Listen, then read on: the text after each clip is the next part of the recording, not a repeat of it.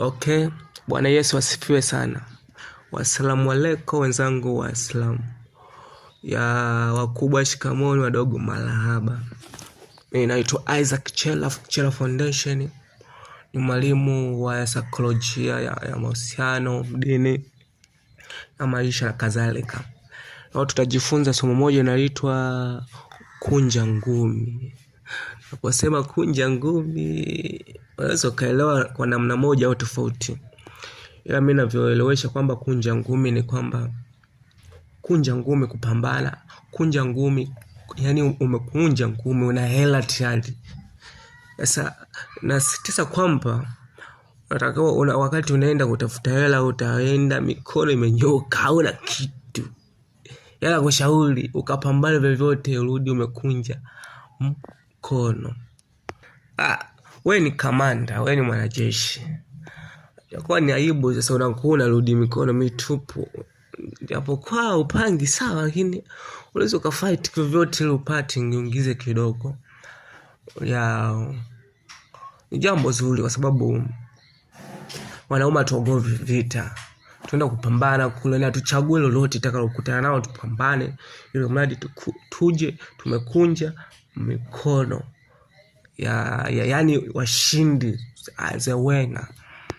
Tunaposema kunja ngumi tena tunamaanisha kwamba tuko tayari kupigana na lolote kule mbeleni tutakalokutana nalo.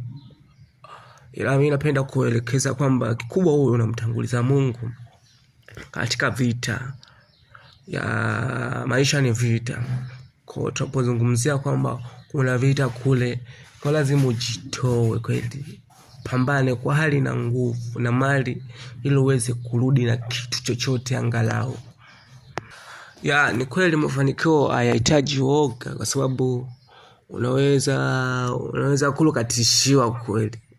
Ukakunja ngumi kweli, ngumi yako ikapigwa ikakunjuka, ukarudi una chochote. Sasa pia unataka kujiamini, pia uwe tayari kwa sababu ya vita, kupambana kule. Yes, pia unapoondoka kwenda sehemu fulani umeaga hujaaga, ila watu wakijua tu kwamba umeenda kupambana kule, tayari imani yao wanaweka kwamba tayari watarudi na ushindi. Kwa hiyo kule ujue kwamba kuna watu tayari wamesha kutegemea ili urudi na ushindi, urudi na chochote kile. Kwa hiyo tayari imani zao wameweka tayari. Japo kuweza ukapanga kwamba utashinda, ila jitahidi angalau dogo. Jambo la mwisho, jitahidi sana umtangulize Mungu katika yote.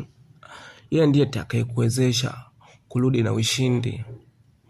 Na mtegemeaye Bwana atashinda vita na atakuwa salama na hawezi kuaibika. Nakupenda sana, endelea kunifuatilia zaidi katika mitandao ya kijamii Chela Foundation Music. Tutakuletea vitu vingi na utabarikiwa. Asante.